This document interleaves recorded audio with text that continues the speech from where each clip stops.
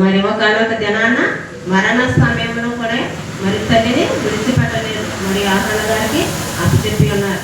మరి ప్రభువులకు జన్మనిచ్చిన తల్లి ఏ విషయాలు హృదయంలో భద్రము చేసుకుని మరి ఆ విషయాల కొరకు కనిపెట్టి మరి ఆ మాట ఎప్పుడు నెరవేరుతుందని ఆశతో ఎదురు చూసిందో మరి మనం ఒకసారి చూద్దామండి. మత్తయి సువార్త మొదటి భర్త అయిన యేసేపు నీతిమంతుడా ఏంటి ఆమెను అవమానపరచనగా రహస్యముగా ఆమెను విడనాడ ఉద్దేశించారు.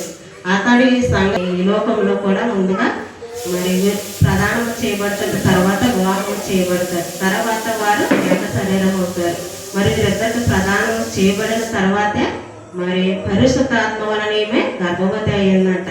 మరి ఈ విషయము మరి ఆనాటి ఈనాటి యేసప్ప గారికి కూడా తెలిసినప్పుడు మరి ఆయన రహస్యంగా ఏమని మరి అవమానపరచకుండా రహస్యంగా విడనాడాలని ఆలోచించుకుంటుండగా మరి ప్రభువుతో ఒక స్వప్నమంది ఆయనకు కనపడి ఆమె కన్యక గర్భవతి అన్నది మరి ఆమె ఒక కుమారునికి జన్మనిస్తుంది. ఆ కుమారుడు ఎవరంటే ఈ లోక పాపములను మోసుకొని పోవు దేవుని కొరపిల్ల, దేవుని కుమారుడు కనుకని ఆమెను విడనాడవద్దని ప్రభు దూత యేసోపునకు ఆజ్ఞాపిస్తారు.